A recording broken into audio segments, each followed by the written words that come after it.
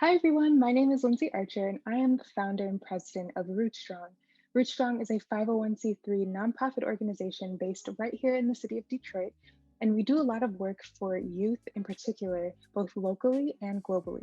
How we do that, you might be asking. We specifically do that through education, literacy, making sure kids have access to books, and we also initiate some really great special projects that are very specific to the communities that we serve. So definitely be sure to check us out at Rootstrong on Instagram and at rootstrong.org online. Today, I am so excited and so happy that you're here joining us for our very first author interview. This author is someone that I know, and I'm so honored to even call a friend.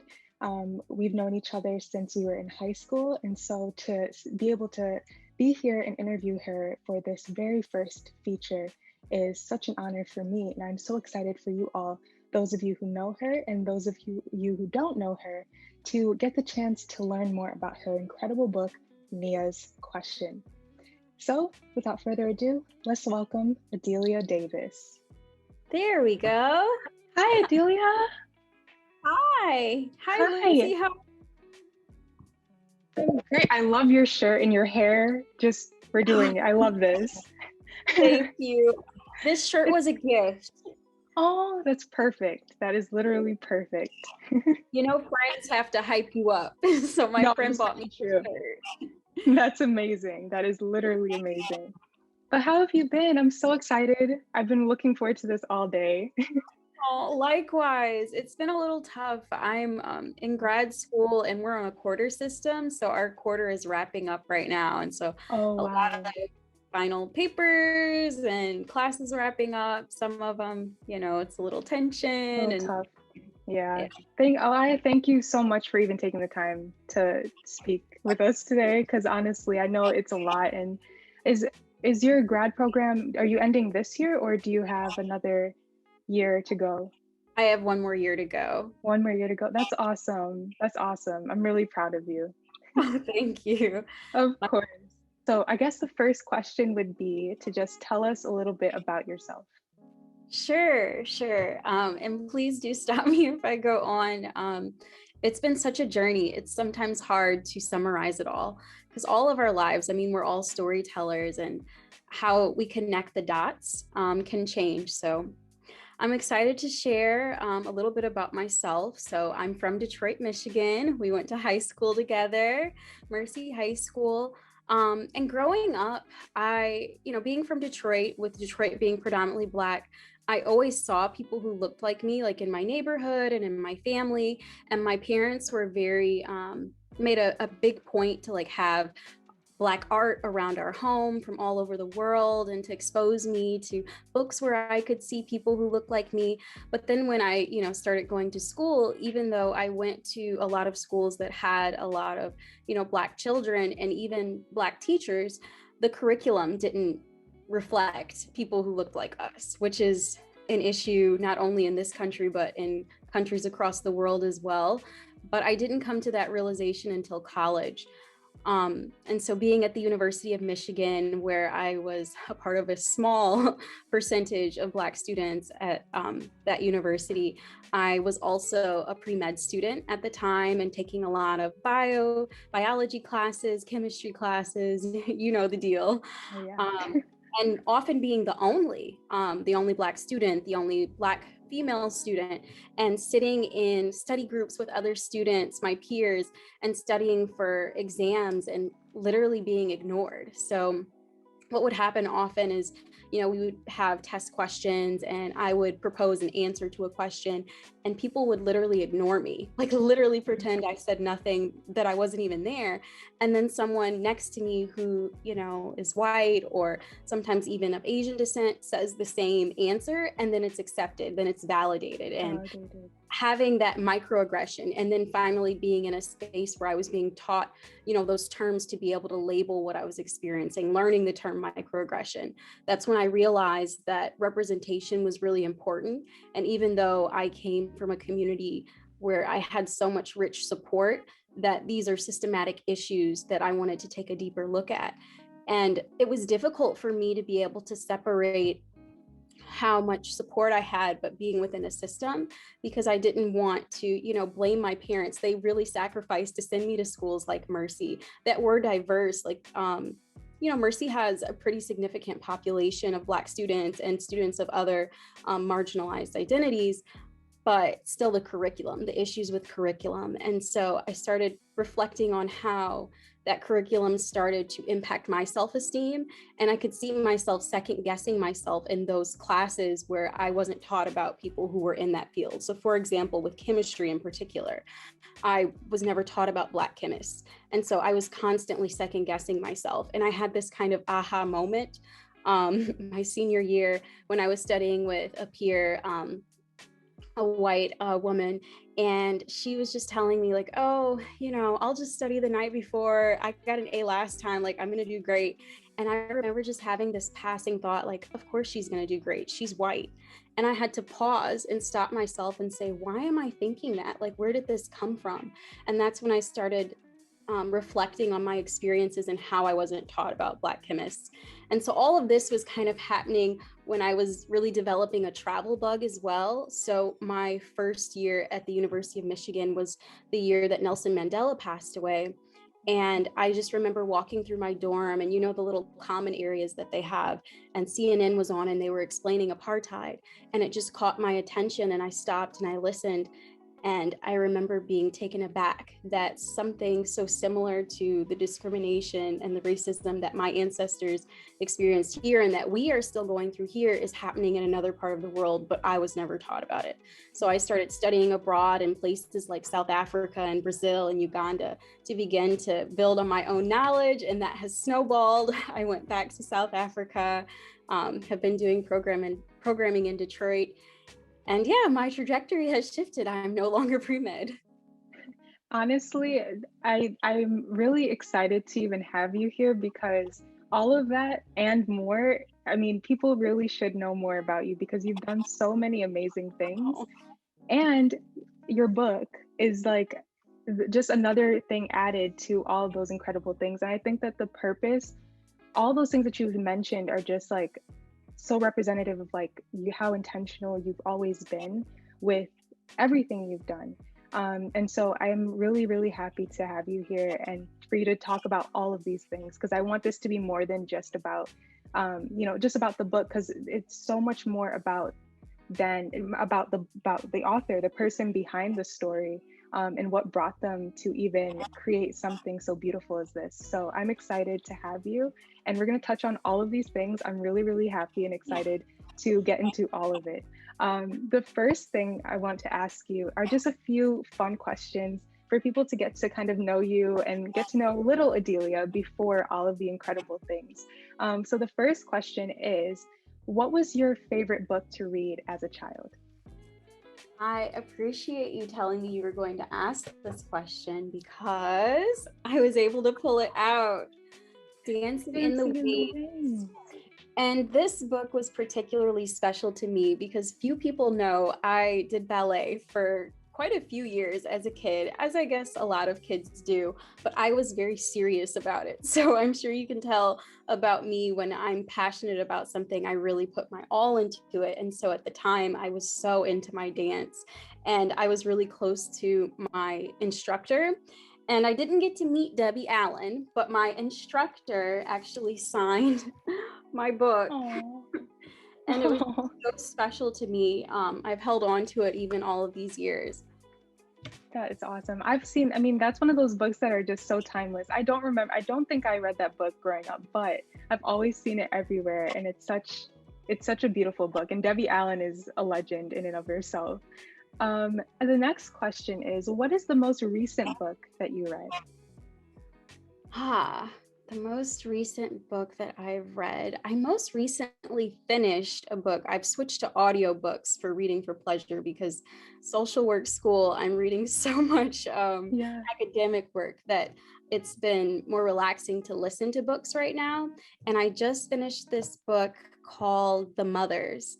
And it was, that author is one of my favorites, like honestly. That's so funny you say that. I just finished that book like 2 weeks ago. Oh, no kidding. Oh, wow. And it was my first time reading Britt Bennett, and now I'm on her second book. So it's so funny you say that. I like the second Yeah. book better, but I think it's just because I won't say the ending wasn't good or satisfying at all, but I guess I kind of like more hopeful endings. And that Yeah. one, I was just like, geez, this was a lot. This was Sad. really Yeah. bad. But I just finished that, and now I'm reading this book by Alexis Pauline Gumbs. I hope I'm not butchering her name, but it's this book that's about how Black women have these just like spiritual connection with marine life. And she's been studying marine biology, but the book uses poetry and meditation to show how these issues of marine biology, specifically with marine mammals, so like dolphins and whales, how we're connected. Like, for example, the meditation I read this morning, she was talking about how a lot of marine mammals use like sonar communication, so like sound. And it's just interesting because I don't know about you, but sometimes I can almost feel like my ancestors like leading me. Like, I can't always see it, of course, but it's like you can feel like spirits like intervening on your behalf, and my connection with God. And she was just pointing out how important it is to listen and to be still and not to always be focused on what you can see. And so it's a really beautiful book that I highly recommend. But yeah, I'm reading some good stuff right now. Yeah, that's really great stuff. I would love to read that book. So I'm going to definitely ask you for the title of it and everything after all of this. The next question is, so I know that you said that you're in grad school and, finals and everything, you're writing a lot of papers. And I know that must have been tough having to do all of it strictly online during the pandemic. What is the greatest lesson you've learned so far during this year-long pandemic? I'm so glad you're asking me this question. I've learned so many lessons. It's been such a restorative time, it's interesting to say because my family has not been without death like during this pandemic, not even necessarily related to the virus, but as time goes by, you lose people, but having to do it, to attend services virtually, having to, go long times without seeing your family members, it's been really tough. So I preface my lessons with saying it has been tough, but I have still found this peace. And it's helped me to connect even deeper with my faith and seeing that peace is not based on your circumstances. And so something I've been working really hard on, especially during this time that we've been, under the pandemic, is to establish boundaries. And not only in, within my classes, but also in my professional life. So within my social work program, we have to do an internship. And so we have to balance the internship with our classes. And then also, this is grad school. I have to feed myself, pay my bills. So I'm working too. And I've really had to set boundaries and also to prioritize my self-care and my me time, and to say, no, I'm not answering emails after this time. No, I'm not doing this then. And to just be okay with saying no, and to realize that the more I say no to feed myself is the more I'm filling up my cup, so that I'll have more quality to be able to pour into these different buckets of my life.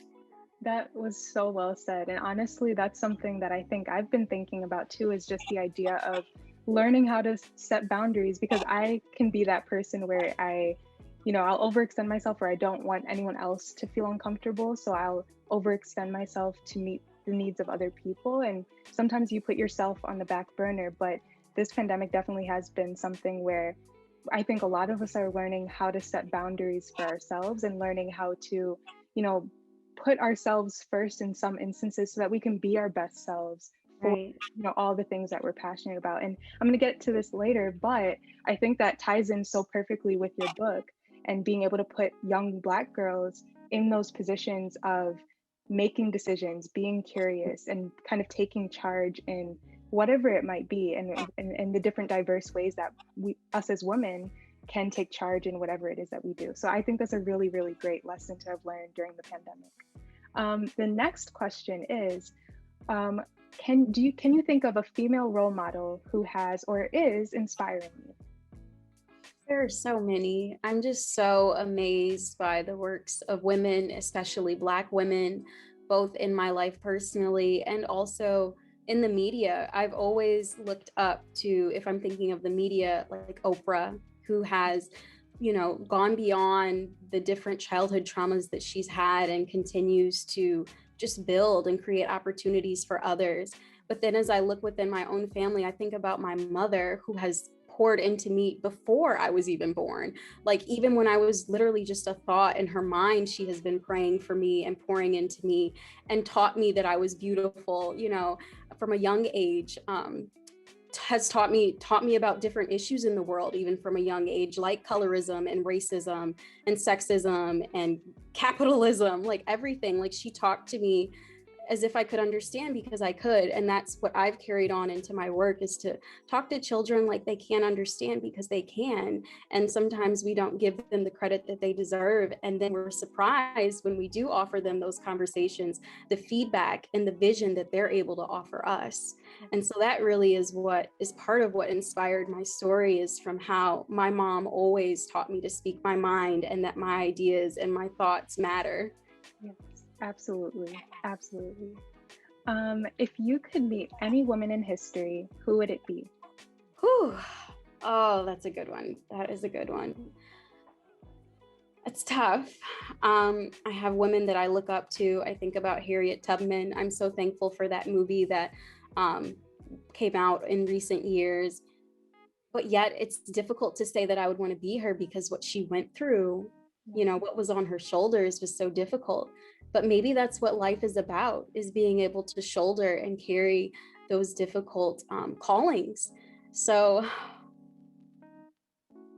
that's who comes to my mind. So maybe that if I was born, if I had to be in some weird world, if I came back, I think that I would want that type of courage and to be able to live out that huge magnitude of a mission to not only impact my life and my family's lives, but generations. That's what I look up to. I think that's a perfect role model. Someone that I definitely think a lot of people would immediately come to mind as Harriet Tubman. And I think she also represents a lot in terms of, like you were saying, paving paths really for generations. And I think that's a lot of what you're doing as well with Story Shifters, with this book. And so last question before we get into talking about Nia's question is, what did you want to be when you were a kid? What did you want to grow up to be? And I know you've mentioned this a little earlier, but is there anything, I know as kids, we have 10 different things we want to be growing up. What did you want to be growing up? Depended on the time period. So I actually didn't choose medicine until I was late in high school. And I specifically had wanted to go into psychiatry, child psychiatry. But if we're talking about little Adelia, the child me, I wanted to be a marine biologist at one point. I've always been fascinated by water, which is why I'm really loving this book I'm reading right now. I wanted to be a talk show host at one point, like Oprah, and really help to showcase people's stories and for them to be the authors of their own stories, which has become my mission with Story Shifters. So I see pieces of my childhood self reflected in the work that I'm doing now, even though I didn't choose the career path that I was thinking at the time. That's awesome. That is honestly awesome. All right, so now we're going to get into Nia's question, which I'm so happy to have my own copy. Nia's question, tell us a little bit about what Nia's question is about. Sure, and I will give you a tidbit, but I really have been keeping some of the details away in different descriptions because I want people to buy it with an open mind and to be surprised at what they learn. So I will tell you that it's about a little Black girl and her family. So being able to see a strong and loving Black family, which is really important, that representation. And as you'll see later when I read a little excerpt, Nia has a question that she asks her dad, and it leads her on a journey. And this journey leads her to making a discovery that she can then share with her family, and which, as you may see in future books, will have an impact not only on her family, but on others as well.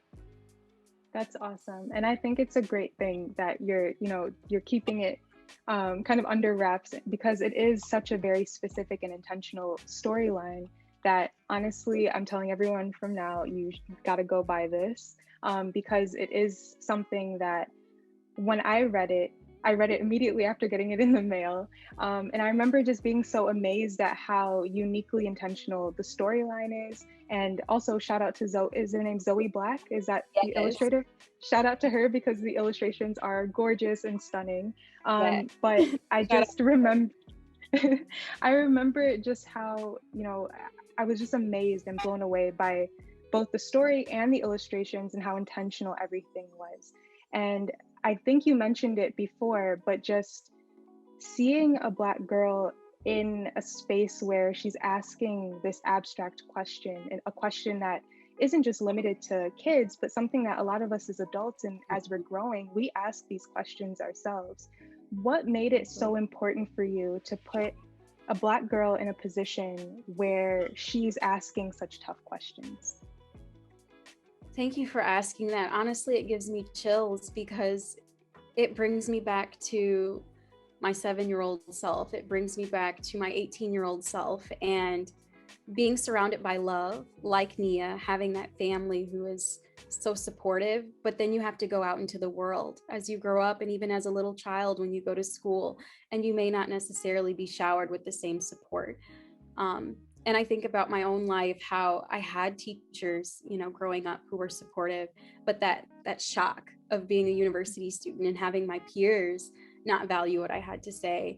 And I wanted to create a character that was so young, but so self-assured. And I want kids, especially little Black girls from a young age, to have that self-assuredness and to hold on to it and not let anyone take it from them, and to really drive this yearning to answer these difficult questions. Like you said, not only difficult questions that children consider, but also adults. These questions that impact how we think about life and how we move about life. And I've learned so much from my students, my nieces and nephews, my little cousins, the children that I've had in my life, not only in little ways, but in grand ways that impact the way that I view the world. And I wanted to show others that kids have that ability, especially little Black girls. That's honestly really inspiring. And you know what? I think that when it comes to this is something that as you enter into, specifically speaking of Black womanhood, it's something where there's something about being a teenager, a Black young teenager, and being a woman and working towards learning more about yourself and kind of this struggle of taking up space, especially in spaces where there's not many of us. And so I think this is such an important book for that reason, because it shows girls, particularly Black and Brown girls, to learn how to take up space and to ask questions and to be bold in all of your ideas and all of your curiosity, to go out and to be that person who seeks information, who paves that path. If one door is closed, if someone doesn't want to answer a question for you, you go out and you continue searching and you continue paving that path. So I think that for that reason is so important, especially in teaching us, even in my own, I'm in my 20s now, and it's like you're still trying to get comfortable with taking up space and being bold in that, and not being running away from, all of the greatness that's within you. And so I think that's what this book is. Just, I think people think that children's books are children's books and that's it, and the message is for children alone, but it really does extend generations. These are books that when kids get older, they think back and they, remember, oh, I remember reading Nia's question and seeing a young Black girl who was bold and who took initiative and who's curious and all of these different things. And those are books and stories that stick with them for a lifetime. So I think that's really, really great. The next question, and you touched on this before, why did you write Nia's question, and what was kind of the inspiration behind the story? Sure. I'll tell you how the story came to me to begin with. I was leaving South Africa after having been there for a year, which I'll tell you all more about a little later. and I was having a really tough time getting back. South Africa is really far away. Like I don't think I realized how huge the world was until I had to get on 3 different planes to get home.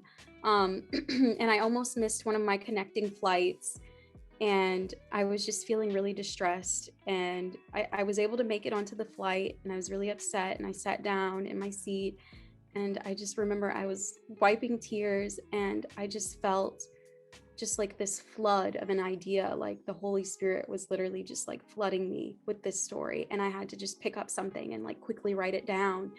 And I feel like in that moment, I was being affirmed in what I had just wrapped up and what I was yet to do.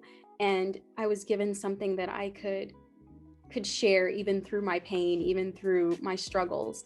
So I began with that. And as I really began to think about what I wanted the characters to look like, how I wanted the story to flow, as I was working with Zoe, who's also a U of M grad, um, I had to think, who is Nia going to ask this question to? And I say, we see a lot of mother-daughter relationships, but I want to show this relationship with her father as well, and to show that she's asking this man who she trusts, her father, who's there, he's present, he's with the whole family at this time. And he's not just, telling her what the answer is, telling her what it is, but giving her the freedom as a young child to figure this out and to explore and to come up with her own conclusions that he then wants to hear what she found. And so that was really important to me, to show a man in her life, in a little girl's life, who was affirming who she is and affirming that she could do this. Because I've seen a lot of we as women affirming each other, whether it be mother, daughter, aunt, niece, aunt, daughter, we see that all the time. But I want to show that affirmation doesn't need to come from a man. That's not quite what I mean, but to show that these relationships exist and that they're important, and that encouragement coming from many different places is the fuel that our young kids need, our young girls need, our young Black and brown girls need to build that self-confidence from a young age. Absolutely. That is super, super important. One thing that I really loved about this book is just how universal it is. And I won't give anything away, but we go on a bit of an adventure with Nia throughout the entire book. I know we've talked about South Africa and we've talked about a little bit of your time there, and we'll get into talking more about it later on, but how did, South Africa, and like specifically the kids that you worked with and that you built connections with, how did they specifically inspire just the story, and why was it so important for you to incorporate that kind of imagery in this book? Good question. I'll back up a bit. I remember my first time in South Africa. That was a study abroad program where I was with other students and professors, and we were staying in this kind of like apartment, like kind of hotel place, but there were families who lived there. And I really wanted to engage, with locals, with people who were there. And so I often would talk to the kids who lived there. And in that experience, and also in my experience when I went back to South Africa and was living and working and collaborating and teaching these young kids in a library in Cape Town, I just noticed how curious kids are and how they just wanted to soak up just like my energy, my presence. And I also wanted to soak up the knowledge and wisdom that they were sharing. And we were learning so much from each other. And then when I went back, I've done work in Detroit too. And when I came back to Detroit after leaving South Africa and seeing that similar disposition in children who, when they can tell that a teacher is loving and caring and open, that they just want to be right up under you and get as much love and support and just like your energy, your presence, and how they feel safe to grow and learn and contribute and speak up. And I wanted to show that quality is universal, that kids everywhere have this commonality of curiosity, and I want to nurture it, and I want others to nurture it, and to see that. I'll never forget, sorry, this memory just came back to me. I'll never forget when when I was back in Detroit after the year in South Africa, and I was doing literacy programming in Bow Elementary, which is in my neighborhood that I grew up in Detroit. And I showed them the video that I had created with a team from Snow Day, Chris Duncan and all of them. Shout out to more U of M grads. And I showed them that video of the kids that I was working with there. And this little girl in the classroom in Detroit said, that little girl looks like me. Like, those kids look like me, and they're all the way on the other side of the world. And I was like, yes, this is what they're not showing you in the textbooks. This is what they're not showing you on TV. There are people who look like you on the other side of the world, experiencing similar things, going through similar struggles. And I want you to understand that you're not alone. It may not be the exact same, but if we can build this solidarity from their childhood, and we can grow up and be global minded and be connected, and we can really see transformation in our communities. And that's what I wanted to be a part of this book as well. We see Nia's home and we see other things, other settings in the story, but I wanted it to be somewhat ambiguous. I've spent time in South Africa. I've spent time in Brazil, in the favelas. I spent time in Uganda. I've spent time in Ghana, in Accra, Ghana. I've been so fortunate to be present in all of these places. I wanted to share that. And for the scenes in this book to be ambiguous, to say, well, is that the US or is that Brazil? Is that South Africa? Or could that be Uganda? Or could that be Ghana? You know, I wanted to show those similarities and the fact that those lines are kind of blurred. And where they're not, let's talk about it. Let's talk about the differences and the privilege and disadvantages and immigration and things like that. Let's have those conversations even with young kids. I think that that's so important. It's so great that you say that, because I remember when I'm not going to say what page, but I came across that page when I was reading it.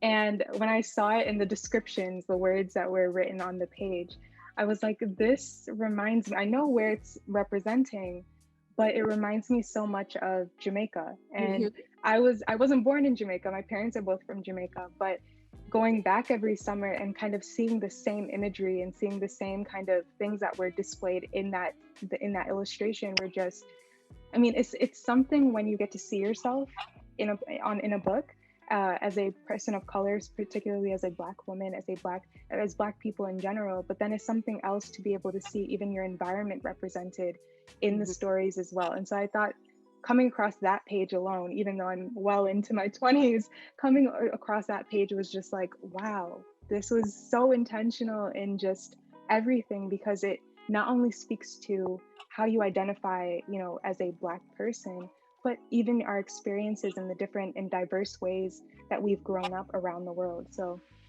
I think that's absolutely amazing. And I don't even have enough words to say how much that was just really incredible that you were able to do all of that, and that Zoe was able to illustrate all of that so beautifully.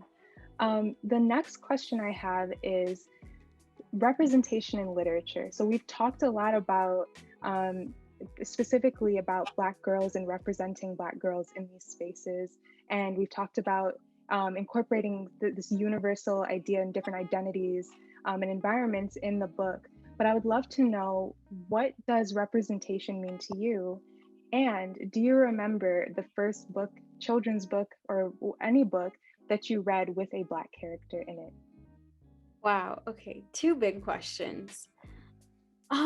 Representation is, words are so limiting. And I think that that's where I feel my mind going with even thinking about what representation is. It's not a finite, you know, definition or answer or conclusion to what Black people are, what people of color are, what any people or species or anything in this world is. And specifically with, you know, Black people and all that we are and have been and continue to be, there's so much that needs to be portrayed, not just the stereotypes and the negative that we see on the news. We have all of that, and we see how that's impacting our self-esteem and, you know, our community relationships. I see representation as showing the struggles, but also showing the victories, of showing the pretty beautiful things, but also the things that are ugly and need work. It's all of that. And it's showing that, but with compassion and humanity, because we are human beings. And I think that's what needs to be brought back to, well, not back, but needs to be brought to literature, is showing that Black people are human beings and that we have a plethora of experiences. And we are not just a struggle. We are not just, descendants of slaves. We have so many experiences in our ancestry and today, and showing all of that so that we can have these discussions and that we could be seen as what we are, which is full human beings. And to be talking about that with not only the young kids who I believe have so much hope ahead of them, but also to be helping, the people who are older than us, who are still, carrying what they were presented as children, and to help with that healing. Representation is working through all of that. That is a great question. Oh, go ahead. Sorry, you asked me another question too. Mm-hmm. It was, do you remember the question, or do you want me to re-ask it? What was the first book that I remember with a Black character? Yeah. Oh goodness. I told you my parents were very, they did a great job. Thank you, Mom and Dad. So it's hard to remember the exact first book, but what comes to mind is Snowy Day. Probably reading that as like, I don't know, a baby or something, growing up in Detroit, and my birthday's in February. There's always a snowstorm on my birthday. So Snowy Day sticks out in my mind. That's a great one. Honestly, for me, I think my first story was probably Vision of Beauty. I don't know if you know that book. It's about Madam C.J. Walker. And I remember when my aunt brought that book home, that book and Seven Schools of Thread, those two books, I remember the day she brought them home. And I was just I would read those books over and over again, because unfortunately they were the two books that I had that featured strong Black characters or strong Black stories and principles. So many of the books that I enjoyed reading when I was younger was Junie B. Jones and and the Magic Treehouse series and all of those books. And while those books are books that I loved, it would have at that age, you don't have the language and you don't have the necessary like words to express that you would love to see yourself in those stories as well. So it would have been nice to have those kind of narratives, and I'm so happy nowadays we're having more and more of those. But for me, it was Vision of Beauty and it was Seven Schools of Thread that were really amazing books that I am so happy that I had. So I'm happy that Snowy Day was such an important book, not just in your life, but in so many people's lives around the world. The next question is, so we've talked a lot about South Africa, and I would love for you to talk about, before we get into Story Shifters, talk about how exactly you got into leading such a great service learning project in South Africa. Sure. So I mentioned earlier about my kind of aha moment, my senior year at U of M. And around that same time, I was also trying to figure out what I wanted to do immediately after graduation. Again, I was pre-med at the time, and I was preparing for the MCAT, but I knew I didn't want to go straight into a program. I wanted a break from school. As I know, those STEM classes are a lot. Yes. So I needed a break. And I had been doing a lot of study abroads, as I've mentioned. And so I had a taste of humanitarian work, and I wanted to do more of that, to take some time to really invest myself into a community. So University of Michigan has this program called the Wallenberg Fellowship, and it's in honor of Raoul Wallenberg, who is an amazing man who did really great work helping survivors of the Holocaust to be able to get out of Germany. And so they have this award that they award to one graduating senior each year to be able to carry out a self-directed service project, which basically just means they give you $25,000 to do whatever you want, as long as you're doing something that's serving somewhere in the world. And I knew right away that I wanted to go back to South Africa.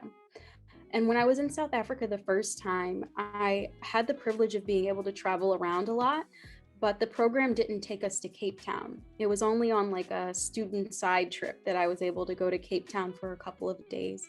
And I remember being really taken aback by how like racially polarizing Cape Town is. Like the city center is where all of the wealth, or a lot of the wealth, is concentrated, is majority white. Like looks like you're in San Francisco or something. But then as you move further away from the city and you see the townships, and that's where a lot of Black and colored people live. And so I wanted to go back and to understand, why is it so many years after apartheid, are there still these stark racial lines there? And it reminded me a lot of my hometown. I mean, Detroit is a predominantly Black city. White flight, decades ago contributed to why the suburbs are so white. The further you move away from Detroit, the whiter the suburbs get, the more resources there are, with the exception of Grosse Pointe, which borders right there, but that's a whole nother story. Yeah. And so I wanted to understand that. And I was really blessed. I really believe it was divine intervention that I was the student who was chosen. And I had this project proposal where I knew that I wanted to look at curriculum. I wanted to look at media at large and how it was impacting how children were developing their self-esteem, particularly children of color. But you can have ideas, you can have plans, but when you get there, when you actually carry out something, you have to be flexible because plans change. So I got there, and the organization that I was originally supposed to be working with, they were supportive, but I found out then that they were more so like the supporting end of the work, and I wanted to do more of the on the grounds work. So I ended up connecting with this small library that's connected to two elementary schools, and they have since grown and been planting libraries at other elementary schools in that neighborhood. And they had just started. I believe the library had only opened maybe a few months before I had arrived, and I had some ideas. I had a suitcase full of books that were written by Black people and had Black children in them. And they were like, let's do this. Like, you can do after school programming. You can sit in on library sessions. Eventually I was teaching library sessions. Eventually I was substitute teaching at the school. Like, I was just doing whatever was needed of me, and the relationships that I was able to develop and the collaboration, I was just able to do so much more than I had ever imagined. That's awesome. So the Story Shifters, the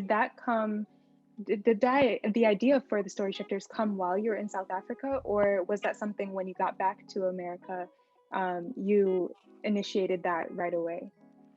It was when I came back. I was Okay. able to do this is really what transformed my life at this point. I was doing affirmations with my students. I don't even remember how I was introduced to affirmations. Maybe, I don't know, some video somewhere, and I was really captivated and thought that it would be a really powerful way to encourage my students and to work on self-esteem, which is what I was interested in. So I started doing these affirmations that I decided on. I am smart, I am kind, I am beautiful, I am important, I can do anything. And I'm saying this multiple times a day because I'm teaching classes at this point in the library. And so I'm saying it at least 6 times a day. And so, yes, I'm leading the kids in saying it, but I'm saying it too. And then I end up being able to do all of this special programming. I help to create a spelling bee. I organize a field trip for the kids to the Modern African Art Museum, where a lot of the kids had never been before, even though it was like right there in Cape Town.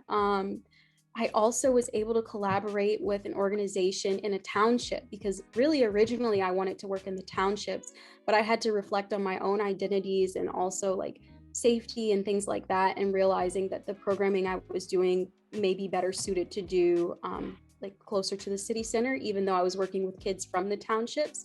But I still was unsettled with the fact that I wasn't doing what I originally wanted. So I ended up partnering with a arts center in one of the townships and running a week-long girls empowerment program there. Like, I had never imagined that I would be writing curriculum and like community organizing and fundraising and like running these programs. So again, like, I'm saying these affirmations and they're manifesting in my life. And so when my time ended in South Africa, I didn't want all of that programming to just end because I had left South Africa. There were kids that looked like me in the neighborhood that I grew up in who needed that work too. So my dad helped me to establish my organization, to get it registered. And I just went around to different public schools in the neighborhood I grew up in saying, look, wrote this curriculum. Like, I'll offer it to your school for free. Like, I will volunteer during the day. Like, I really want to serve. And I had one school take me up on that offer. And I volunteered with them almost full time for a year. I was running programming in there by myself. I would bring in books and supplies and work with kids and do literacy intervention, and it was all under Story Shifters. That was the beginning, because I wanted that work to continue. That is incredible, Adelia. Honestly, that is phenomenal. The amount of, I know, and that work, it really is not easy to come up with curriculum and to have done that in another country and then to come back here and to do that within your community is incredible, and it's so inspiring. And it reminds me, going back to what we were talking about with representation, I remember in high school, I had come from a predominantly white school. So I was one of like 3 students that were Black within my grade. And coming to Mercy, being able to see you and people like Mimi Norwood and Chloe Henderson, all these different people, that was representation for me, and that was super inspiring. And so one of the questions I would love to ask is there someone in your life right now, or just in general, who has been that representation for you in inspiring you to write? Yes. So many people. But 2 people in particular at that critical time when I was in undergrad and really, excuse me, having those feelings that you described, like wanting to be able to see someone, realizing that there were so few opportunities to see someone who looked like me, who I could have mentorship from, have friendship from. And these women who I'm still close to today, Chiamaka, who was actually my graduate student instructor when I was in biochemistry. I'm sorry I laugh because I did not like biochemistry. It was so hard, but she just made it like manageable.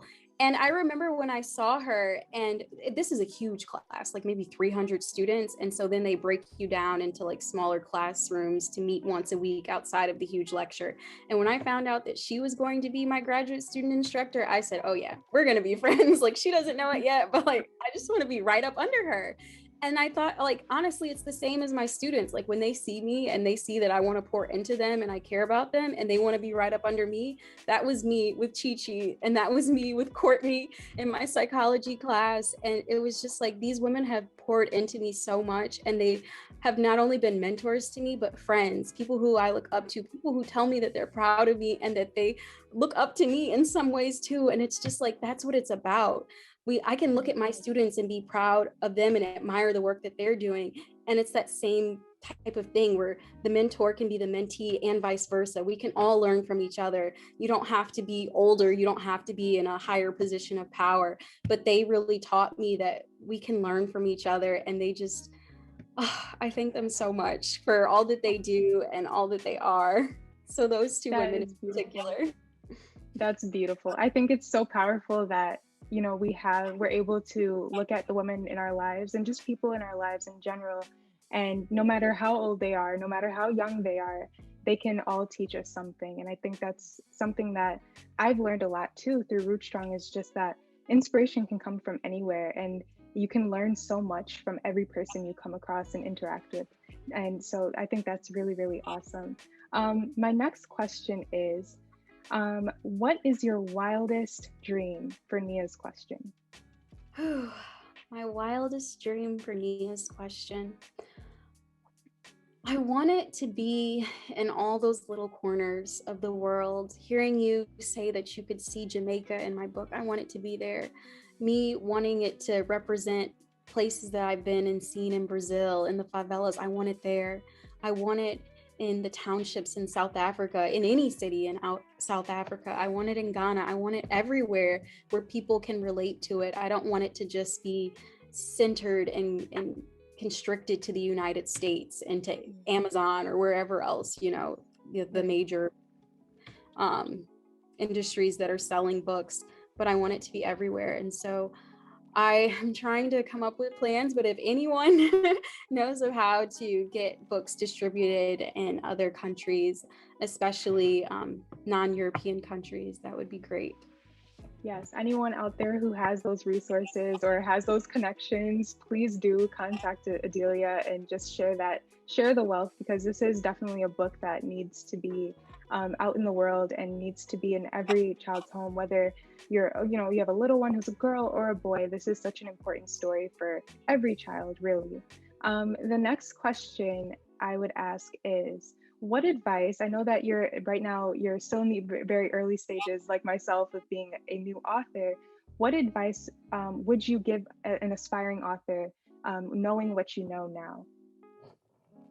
I appreciate you asking this because there were so many bumps in the road, especially being self-published and it being the Yeah. first time and doing a children's book as opposed to like some type of chapter book. It's hard with the illustrations to get things converted and to lay right on the page and all of that, as I know you know. Yeah. So the first thing that comes to mind is to just be patient. Be patient with the process, be patient when there are bumps and hiccups, and to not let that, um, take hits at your self-esteem, take hits at the fact that this book is meant to be and that it's going to be in people's hands one day, whether it takes you a year, 2 years, 6 months, however long, like keep on going and persist even when struggles will come up, because they will come up, especially when it's your first time. You can ask all the questions, go to all of the seminars, and there will still be hiccups, but that's okay. There are people out there who are willing to help, and you will get through it. For sure. I think that's great advice. And also, just that reminds me of something Toni Morrison once said. And it's kind of paraphrasing because I don't remember her words exactly, but it's, if there's a book out there that you want to read, but it hasn't been written yet, write it. You're the one to write it. And I think that's just really important for anyone who has ideas of writing a book, whether it's a children's book or a book of poetry or a novel, whatever it might be. Share your story. It's so important, no matter who you are, or no matter how much of a niche, excuse me, I'm not even pronouncing that word correctly, niche. No matter how much of a niche you might think that story might be, it's important, and someone out there needs that story, and you may not realize who needs it until it's out there, and you'll realize just how much of an impact it really has on people. And so I'm so grateful that you even took that kind of that purpose that God has put on your life to write this story and to actually work on it and put it out into the world, because it's super important. And I think that's something that every person who has a dream of writing a book can definitely learn from that, and just knowing that their story matters. So the next question, and the big question, is what is next for Adelia Davis? Oh, what is next? I think about this a lot, but I also have learned from the years that the more I plan, the more I have to be willing to let my plans fall apart. Again, just wow, time is flying. I guess just 5 years ago, I thought that I would be finishing up medical school by now, but I'm in social work and it feels like such the right fit to be combining my passion for mental health and community organizing and social justice. And it's like at one point in time, you can come up with all the plans in the world that you can at that point, but you only have the knowledge that you have at that point.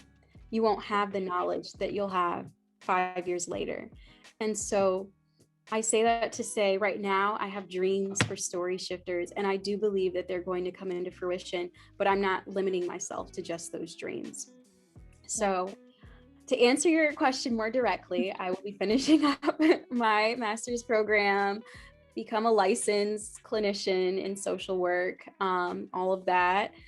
But I imagine Story Shifters becoming not just a place in the ether or the internet where there are resources that I'm offering or events that I'm doing, but also a physical space. I want not just a physical space, I want physical spaces everywhere. Like you said, Jamaica, in Cape Town, in, Brazil. I want places where kids can go and they can pick up books, like my cousin gave to me.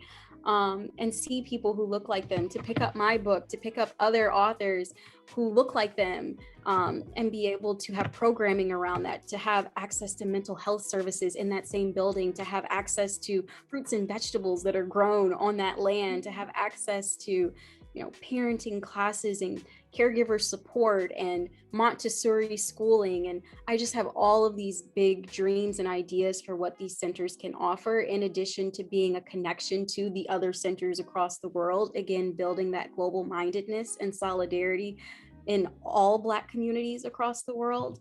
Those are really big dreams, and I'm working on breaking them down into tangible, bite-sized steps. But that's what's next for Adelia Davis. Be on the lookout.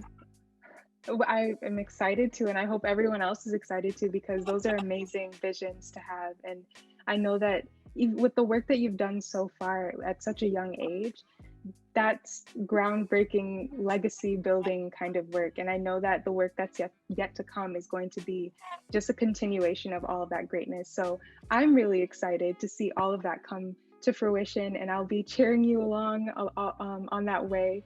In any way that Rootstrong can help I'm here for it always. The next question, and one of the final questions before we get into questions asked by the community, is how can people support Nia's question, and how can they support the Story Shifters? Sure. It's been tricky right now with the pandemic to be able to continue programming. Over a year ago, I would have said, get involved, sign up to volunteer in the different programming I'm doing in schools. But a lot of things have come to a halt. Right now, it's tricky with virtual programming and volunteers and things like that. But if people are interested in getting involved, I would love for them to reach out to me, let me know like what skills they're interested in sharing. And I would be happy to brainstorm with them how I can utilize those skills and how we can collaborate.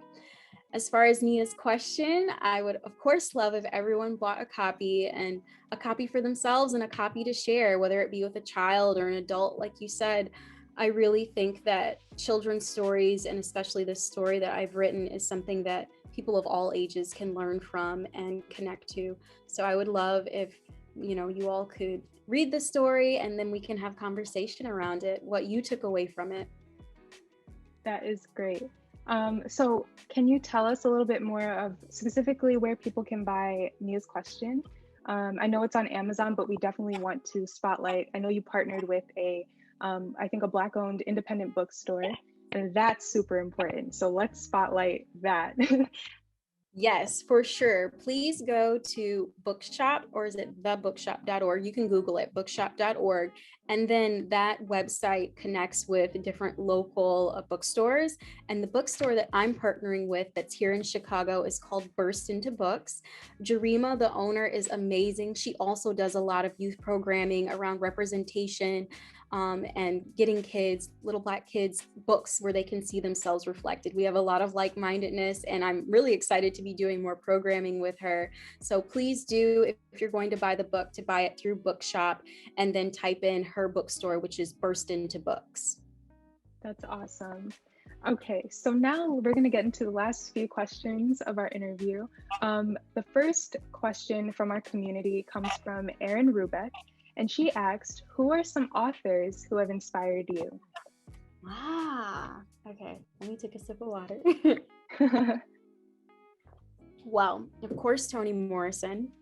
I don't know if you can see, but that's Octavia Butler right there. Yeah, I could tell. Yeah. Also, Adrienne Maree Brown. More good stuff. Goodness. We also said Brit Bennett. I'm trying to think of some others. I'd say start with those. They have a lot of works that you can get through. And then in terms of children's literature, looking at Debbie Allen's work, also looking at works, this would be The Illustrator by Kadir Nelson. He's an amazing illustrator. And that's what comes to mind right now. There's so much, it's hard to funnel it all through. Yeah. Those are great people. I love Toni Morrison. Octavia Butler is definitely one of my favorites. I think Kindred is one of those books for me that's timeless, absolutely timeless. Our next few questions come from Kyla, and she asks, what types of characters do you like to write about, and what audience do you like to write for? I appreciate her asking that because I I don't know if people know this, but I actually like to write poetry. And sometimes I would share it at open mics, but yeah, sometimes. And so some of my favorite pieces have been writing from the perspective of me as a 20-year-old and reflecting on that. Maybe sometime I can share some poetry with you all. So I don't only write children's stories. Maybe one day I'll publish a collection of my poems, but Please we'll do. see. Our next question is, how did you start writing books? I know we talked about this a little bit, but if you want to just give a little bit of a brief synopsis again of how you got into writing books. Sure. Actually, it started really early. My mom taught me how to read very early, and from there, I was constantly scribbling stories, drawing pictures to go along with it. I think at some point, somebody in my family had a tape recorder. I would walk around the house like telling stories to the tape recorder. Was a child who could spend a lot of time by myself. So I've been writing and storytelling for as long as I can remember. That's awesome. Our next question is, what is the most difficult aspect of writing a book? That's another good one. I think being willing and ready and deciding to share it. And that's I can speak from a place of experience. Like I said, with my poetry, I don't always share it. With this children's book, I really felt on my spirit that I had to get it out. But that's really difficult. It's really vulnerable to share your writing. It's a piece of yourself. My writing is a piece of me, and so that it's difficult to share that. And you're opening yourself up to feedback and criticism, which can be helpful, but sometimes people can come from not so good places, and opening yourself up to whatever may come back. That is very true, and it's something I definitely can identify with. It's a lot to, really believe in yourself enough, knowing that you have a purpose and creating whatever it is that you create, but then taking that leap of faith and actually putting it out into the world, after how much work went into it and how much, the silent process of doing all of the work behind the scenes, and then to put it out into the world, open for any criticism, open for any interpretation, it's very scary. And that goes back to what we were talking about earlier, of just making sure that you in yourself, how important your story is, so that when you put it out there, it's, that's something no one can ever take away from you, is just how important that story is. Our last question before we get into you just sharing an excerpt of your book is, how much research did you do before or while writing Mia's question? And she follows that up with, why is research an important aspect of writing a book? With my children's book, I guess research could be interpreted many ways. My research was more so from my own experiences, because a lot of this, again, was a piece of me.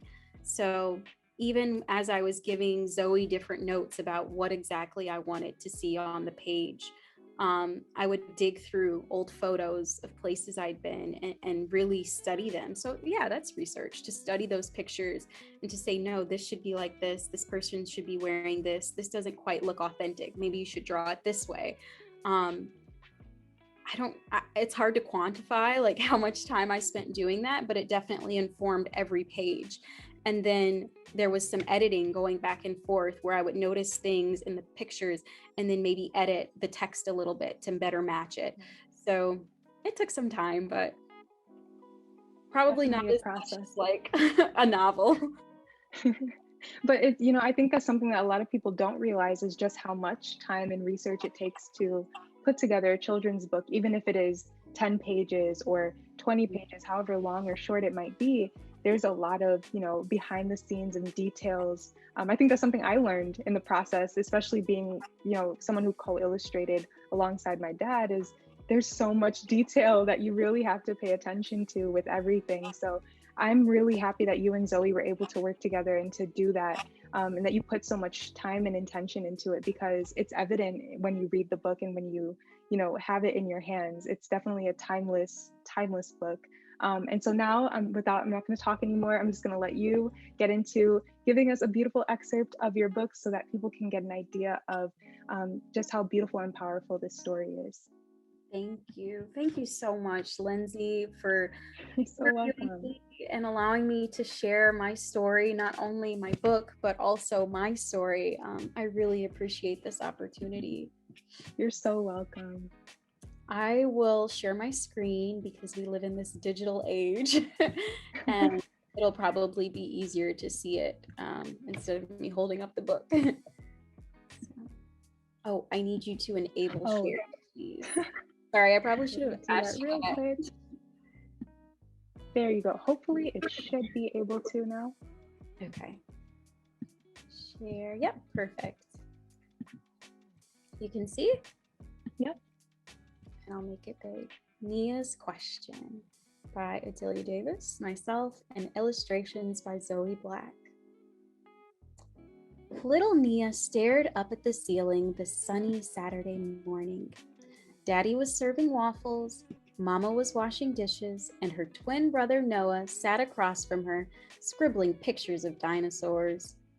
Baby Noelle sang sweet coos as she pulled at her coiled curls. Daddy, where is God? Nia asked while still searching the ceiling. Daddy froze as he was about to place a waffle on Noah's plate. That's a great question, my love. Why don't you ask God? He said with a gentle smile. Of course, I will ask God, Nia thought with excitement. She climbed down from her chair when no one was looking and started her search in their backyard. That is beautiful. And I hope everyone gets the chance to see just how beautifully illustrated this is and just how vivid the words are. It brings the whole entire story to life. And I hope that everyone takes the time to support Adelia's book, Nia's Question. Support specifically, it would be great if you could support through Bookshop. And we'll have all of the details here at the end of this video and in our description box below so that you can have all the links necessary to check out this book. We also Adelia, thank you so much for taking the time. I know you're super busy and you're in the middle of final season. Thank you so much for taking the time to speak with us here today and just sharing everything about not only Nia's Question, but about the author behind this story and sharing your journey and all the things that you're passionate about.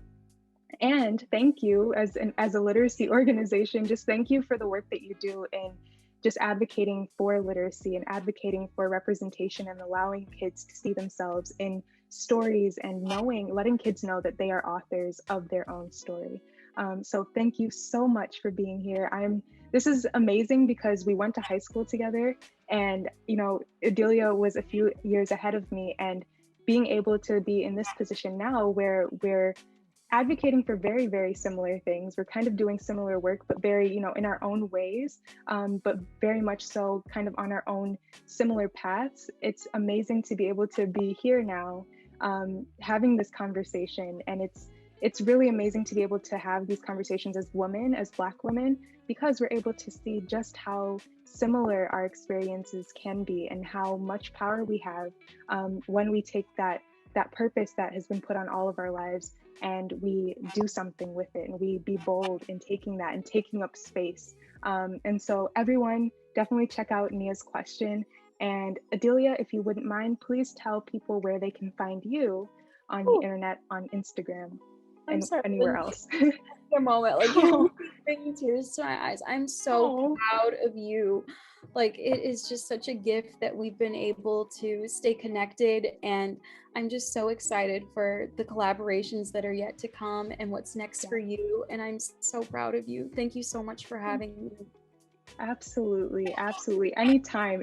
If we can feature you as much as we possibly can, I will absolutely do that because you are just that phenomenal. And I hope everyone stayed for this conversation because it's been one that I've learned from. And so just as we were talking about earlier, we learn from every interaction we have, and this has been one that I've learned from. So I'm happy that we've done this on Zoom, so we can actually have it, just time stamped and in time, and people can go back and rewatch it. And years from now, when you're known around the world, everyone can go back and look and say, this is Adelia, when she just released her book and some of the amazing things that she was envisioning and things that she's already done. So thank you so much, Adelia, for being here. You are phenomenal, and happy Women's Month, because you are a woman to be celebrated. So yeah, everyone definitely check out Nia's question. I know I've said that like 10 times now, but check out the description box below for all of the info regarding Adelia, and we will be sure to see you in next week's episode. Hopefully we'll have our next author here to be interviewed and spotlighted, but we're so proud and grateful to have Adelia champion this entire series as the very first author, and I'm so honored. So thank you, Adelia. Thank you. They can check out thestoryshifters.com if they want to learn more about the programming and other books that I'd recommend. Yes, definitely check that out. We'll have that here at the end screen and in the description. Check out the Story Shifters, check out Nia's question, and just make sure that you follow Adelia on Instagram as well, to keep up with her journey and all of the advocacy that she does day to day. Thank you again, Lindsay. Absolutely, Adelia. I hope you have a wonderful rest of your day, and I hope that finals and just school goes well, and that you take time for yourself during the process. Oh yeah, I'm about to take a bubble bath.